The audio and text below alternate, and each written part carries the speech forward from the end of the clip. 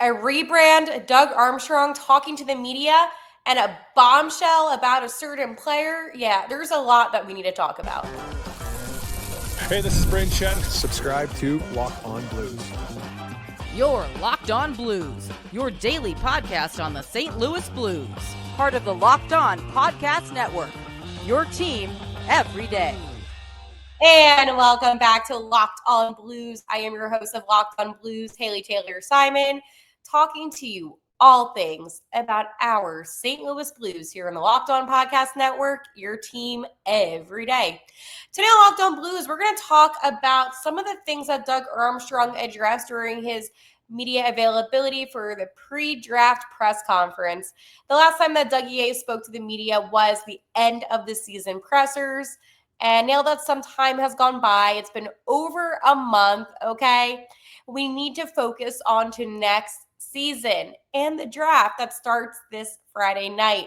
So we have that. We have some insights as to things that he said about Joel Hofer, Torrey Krug update, and some goals ahead that he has for Coach Montgomery. I'm also going to talk to you about this Blues rebrand. Yeah, that's happening, and it's dropping tomorrow morning. I asked you on Twitter at Locked On Blues, what do you think it is? Wrong answers only. So I'm going to read that in today's episode, as well as we're kind of hitting an anniversary today. Today is June 23rd. That's all I'm going to say. And I'm going to bring this up at the very end of the episode. So I want you to think right now, what could this be about?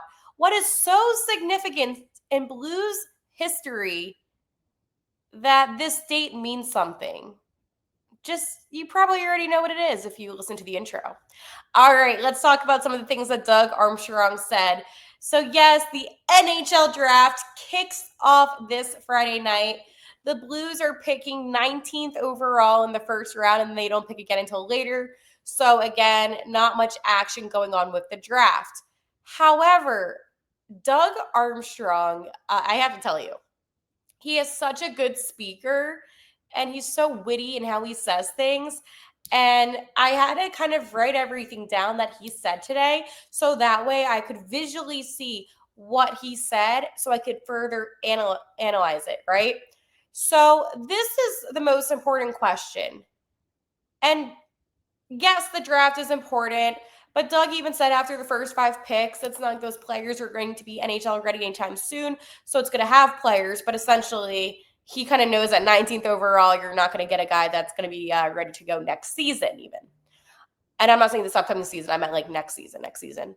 So this is what he said about Joel Hofer, because Joel Hofer is an RFA. And this is about Hofer being targeted. I don't see it myself. We have an abundance of cap space. Okay. So pause.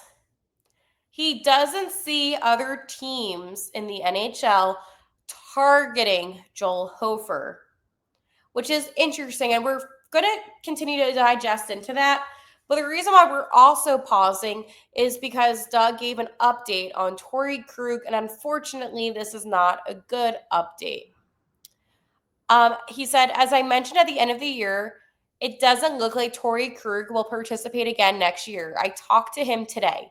He's doing well, but not in any way, shape, or form ready to play hockey. Pause.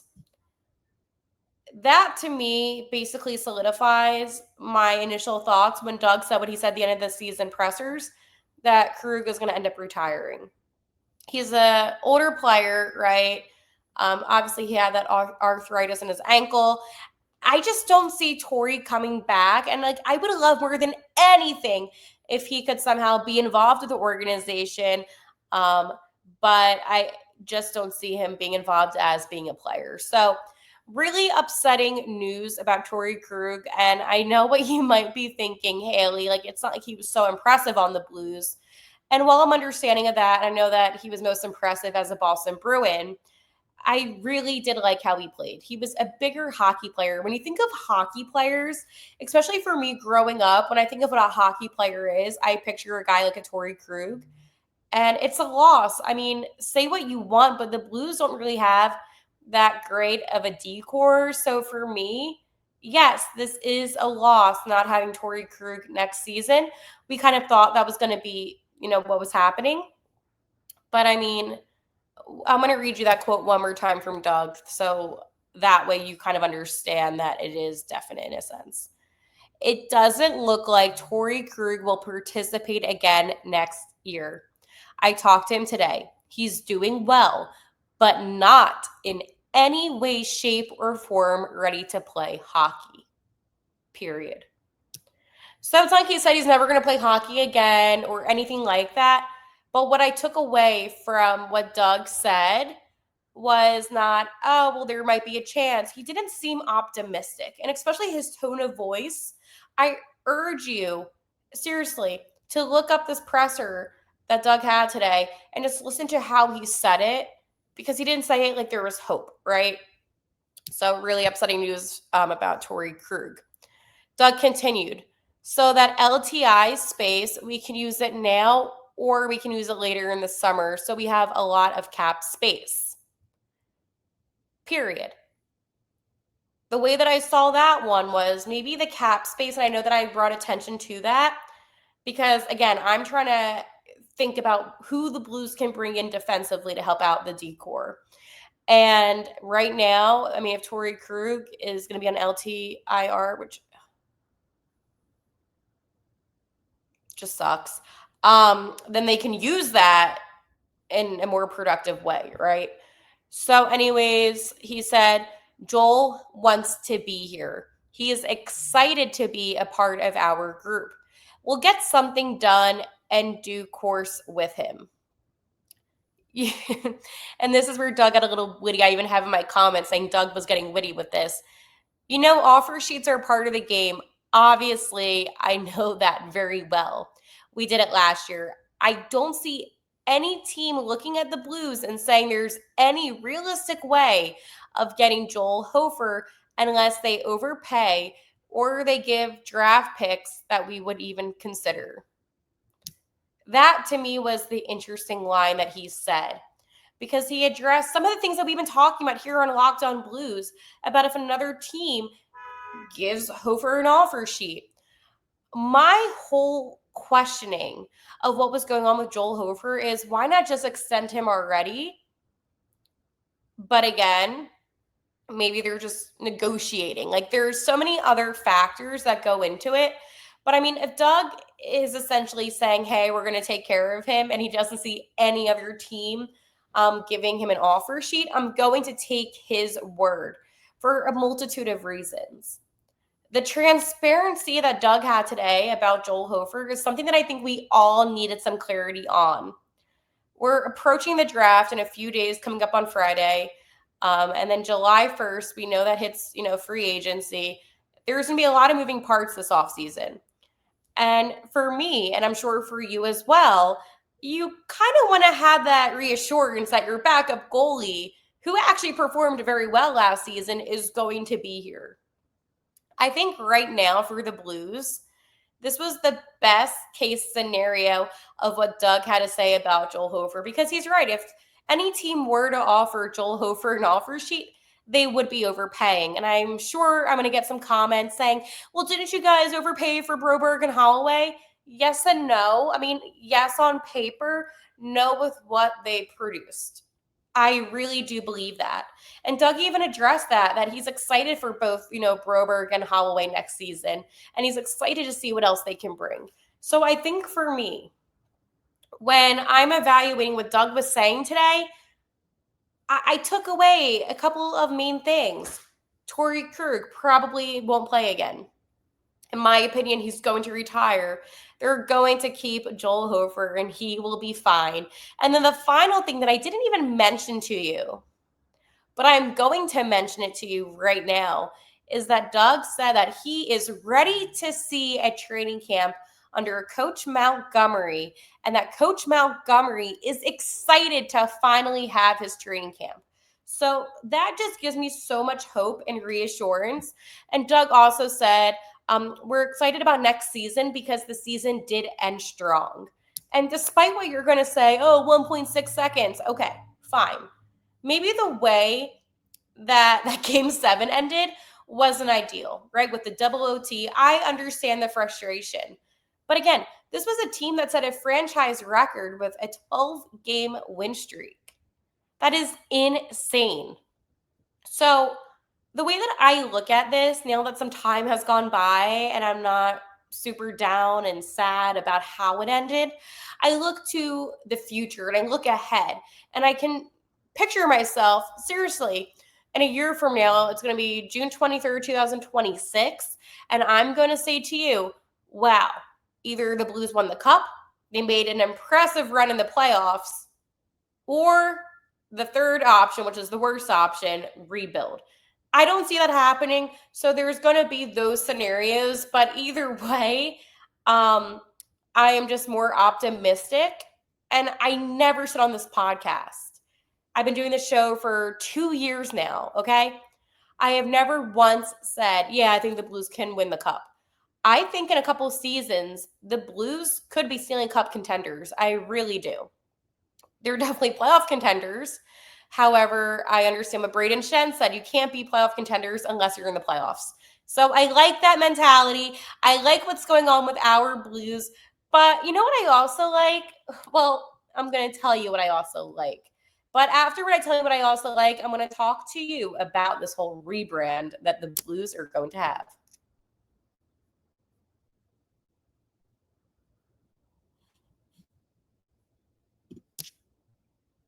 Looking for a snack that's both delicious and nutritious? Crack into a good source of protein with Wonderful Pistachios.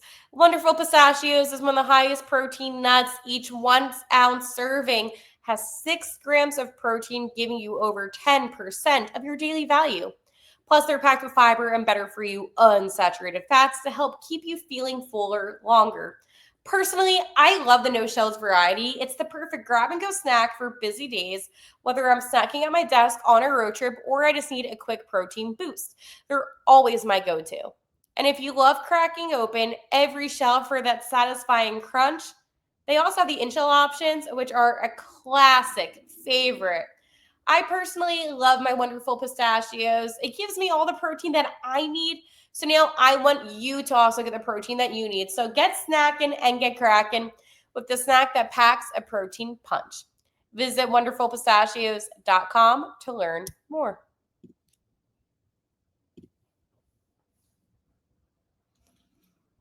The St. Louis Blues announced that tomorrow morning at 9 a.m., they will be announcing their rebrand, which to me took me by surprise because this has been some of the most quiet couple weeks in my life with the Blues.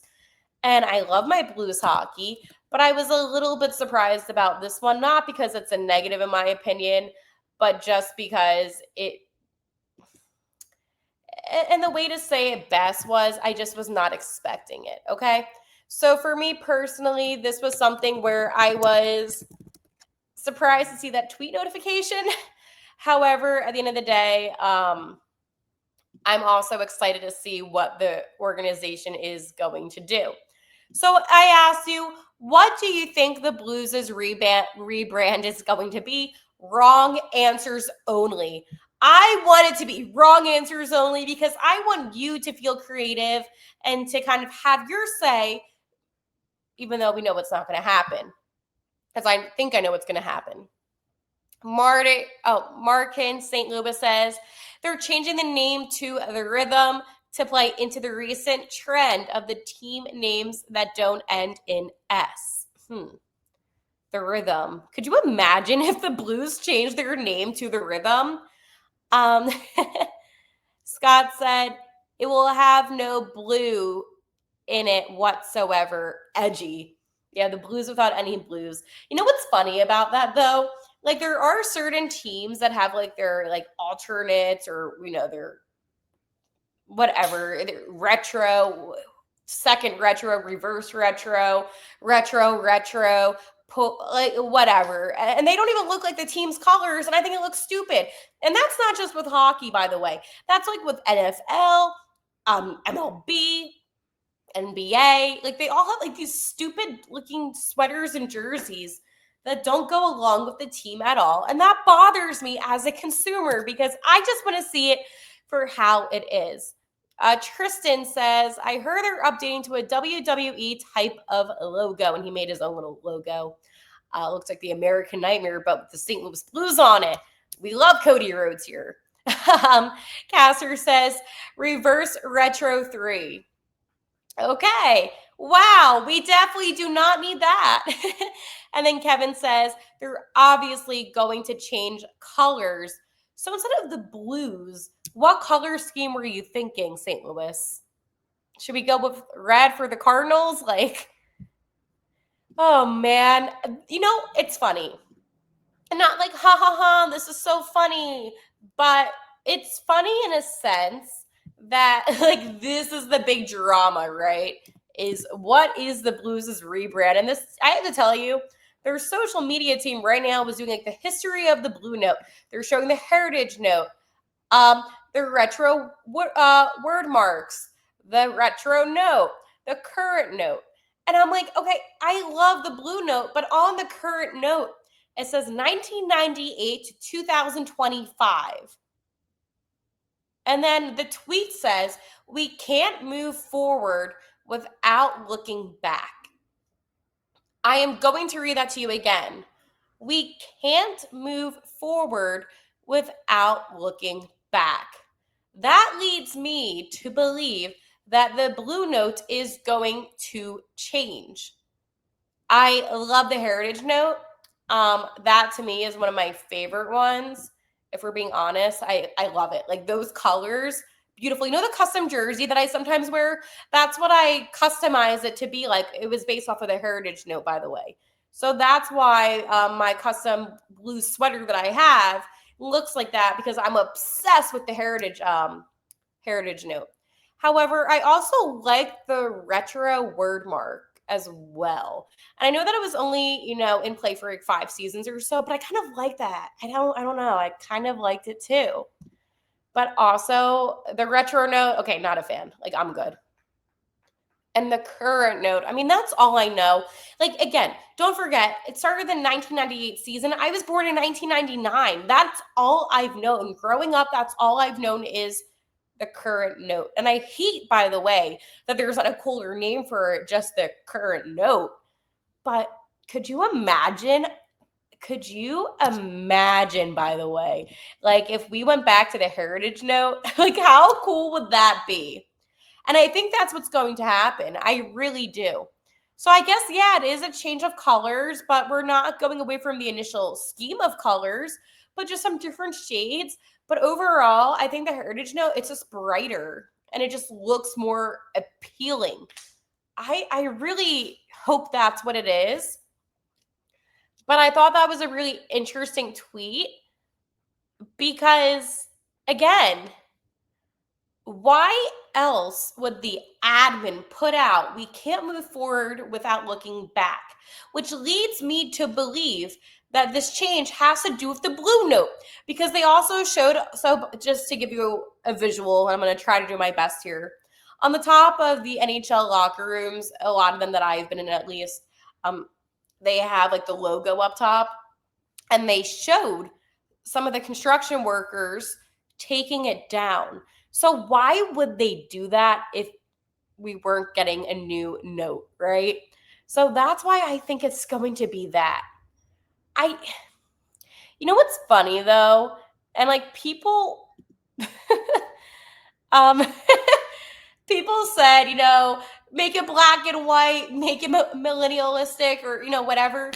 I think having the Heritage Note, honestly, with like the retro word marks, like underneath it, so it says Blues, like, wait, that's like my sweater that I made. Oh my goodness. Okay, so in tomorrow's episode, if it is what I think it's going to be, I'm going to have to pull up my sweater and show you all, because I think that's going to be some of my best work hosting the show, was somehow predicting the new note. But yes, I think we're going to go back to the Heritage Note with those colors. That's what I'm hoping for. But do I think they're going to I mean, it's been such a long time. As long as this, the Winter Classic sweaters, I was good on that. But yeah, no, I'm excited. I am a little nervous just because, again, It's changed, and this is all I've known. I'm 26, so for 27 years, it's only been the new note. Come on now. Of course, I'm going to be like a little bit bummed out about the changes that are happening with my Blues. Before we go into anything further, I want to tell you about my friends over at FanDuel. Summer sports are in full swing, and whether you're all about baseball under the lights, golf on the green, or high-stakes soccer again, FanDuel is the best way to make every game more exciting.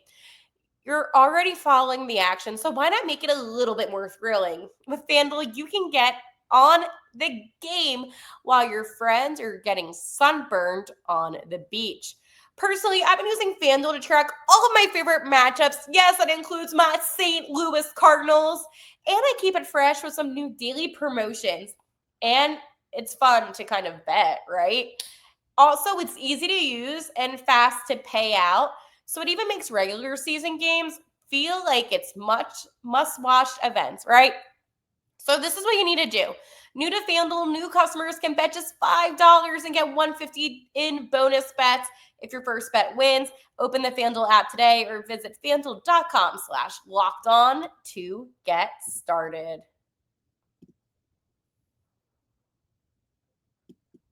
So at the beginning of today's episode, you remember when I told you that this date, June 23rd, had some significance? And then I also made a little bit of an indication of how the intro had something to do with it. Well, I'm going to play you the intro for a little bit of it, not the full thing, so you can kind of pick up on who I was talking about and why this date is significant. Just take a listen. Hey, this is Brayden Schenn. Subscribe to Locked On Blues. Yes, I'm talking about Brayden Schenn. That was the hint that I gave you. He does do my intro to this podcast when I spoke to him last season. But there is a significance with Brayden Schenn and June 23rd, and that is because a trade went down. Brayden Schenn was traded from the Philadelphia Flyers to the St. Louis Blues on June 23rd, 2017, during the first round of the 2017 NHL Entry Draft. Woo! High, whoa, big, yes. So it's funny. Brayden spoke about this, and he said that he was on a golf course when he got the call, and it was so unexpected. And this was a really unexpected trade, even from Philadelphia's side, because they saw Brayden. And I know this because I was only like 18 then, so I wasn't a media member yet, but I'm 26 now. I've been involved with the organization in Philadelphia too. And they really thought he was going to be like a franchise player. And he was my favorite player growing up, was Brayden Schenn with Philadelphia. I always liked him and Luke, and I will stand by that statement. But yes, the infamous trade was made for Brayden Schenn to go to St. Louis. I mean, the Blues really didn't give back that much in return. That was like that good, so it didn't really work out for Philadelphia's end. But it sure as heck worked out for the Blues' end, as Brayden Schenn now won a Stanley Cup with the Blues, as well as he is the Blues' captain, right? So for me personally, I think overall that it was a great trade for the Blues. And again, you can't be too upset about it because the Flyers used the 27th overall pick that the Blues gave in that trade to select Morgan Frost, right? But here's the thing about Morgan Frost. He then got traded to Calgary. Oh, well, what happened to the conditional 2018 first round pick? Oh, they got Joel Farabee, who ended up getting traded to Calgary. So Brayden Schenn, you won the trade because the Philadelphia Flyers could not develop those two players that essentially they got from trading one of the greats, in my opinion. I love Brayden Schenn. That's my captain. And the Blues stay on top. So what an episode today. I cannot wait to talk to you more tomorrow about the draft and about the rebrand and so much more. Again, my name is Haley Taylor Simon, your host of Locked On Blues. Today was such a fun episode, and I will talk to you tomorrow. And like always, let's go Blues.